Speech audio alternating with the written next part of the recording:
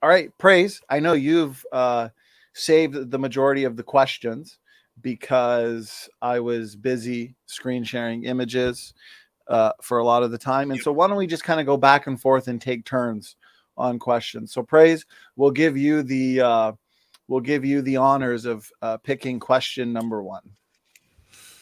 Awesome. I appreciate that. So we're going to start with SeaScience, and this is from Creationist Crybaby. Big If you know Mama. who that is, Big Mama. Yeah. Big old baby. What's up, Big Mama? What's up, Big Mama? But the question is how how the humeroformal ratio for 85 point or 84.6 for Lucy Stop right there. compared I have no idea. No idea.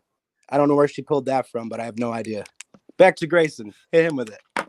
to humeroformal. Does anyone know what that means? I have or humerofemoral. Oh, Grace, Grayson, I you think you're got on that mute. one, Just buddy. You're Sorry about muted, that. buddy. Yeah, Tell me all about it. it's just the ratio of the humerus to the femur. So like he's showing that like the ratio, the humerofemoral ratio is different in Lucy than it is for humans, and it's not like the range is overlapping. Right, ahead, because you're Susan. using remains from two different individuals. Sorry, sir. You're using remains from two different individuals. Of course it's different, if that's what that means. So Next. the Lucy, it's using the Lucy individual. So you would have to say that the humerus and the femur of the Lucy bone are coming from two different individuals. Go ahead, Mark. Well, I mean, if it's different, then yeah. I mean, if it doesn't belong, like one of these things don't match together, is what they're saying, compared to everything we know now. Like what we have now, we definitely have bipedalism, and we have like arboreal motion in the trees with monkeys. So like we have everything to compare it to. If it doesn't exist now, I don't think it existed then. Next. Sorry. Okay, so it was for Mark, so we'll give him the final word. Praise, I got the next question up for you. Another one from Creation's Crybaby. So Praise, go ahead. It's up on the screen for you.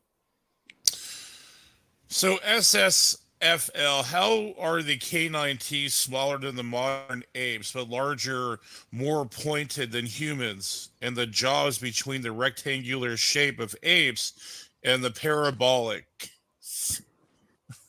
So I'm not sure. Absolutely. Parabolic shape of humans. Here's you the go, bonus yeah. part of it. So go ahead, SeaScience. Questions for you.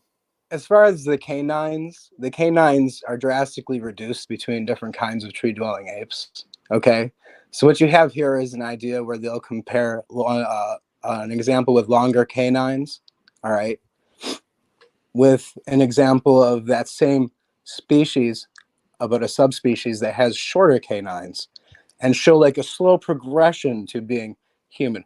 When it's not the case, like you have these small canines, and it could be a variation of ape, even from the distant past. But I'll go ahead and agree with Grayson that it's absolutely not an ancestor to man. He went ahead and admitted that he doesn't believe that these are necessarily an ancestor to humankind. So I'd like to say I agree with that. In fact, I'd find it hard to believe that a box full of fully formed human and tree-dwelling ape remains. Like, where's the transition, man? You're like, the transition is at the top and the bottom because they have fully formed human and tree-dwelling ape remains. There's your transitional. It's like, how is that transitional if they're fully formed? It's like, because they have both? No, that means that they put two species in the same box. Thank you, SeaScience. Grayson, over to you. Australopithecus is the example you're asking about. It's not just a tree-dwelling ape. It's bipedal. That's what the evidence from the foramen magnum and the feet and the hips all combine to show us. It was a bipedal ape species. It walked on two legs. That's what its own skeleton clearly demonstrates. So this is not just an ape or a chimpanzee or whatever. So tonight's discussion was about whether or not it was a chimera or whether or not it was truly its own individual species or genus. So that's what we were focused on tonight. And Creationist Crybaby brings up some really great point about how the canines are intermediate in size. You never find an Australopithecus that has chimpanzee-sized canines, and you never find an Australopithecus that like has the rectangular shaped jaw of a chimp. That you have the shape of the jaw that is more intermediate. So it's like halfway. It's intermediate between the non-human apes and the humans. So this is exactly what a transitional species would show. And I did not say that Australopithecus were not ancestors for humans. I just said that, you know, it could be a sister clade, and that would not change any of my arguments. So I was not saying that I think that it is a sister clade or anything like that. I was just saying that it fits what evolution predicted. Evolution predicted we should find intermediates, and we find them in Australopithecus. Okay, thank you, Grayson. And SeaScience, question was for you. Go ahead.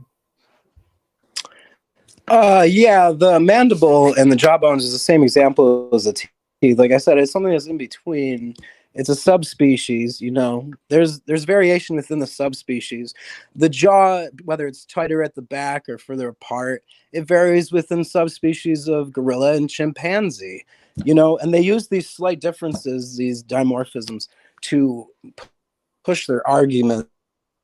And if you've never seen, like, if you don't know what all the skulls look like, then you won't realize what they're doing.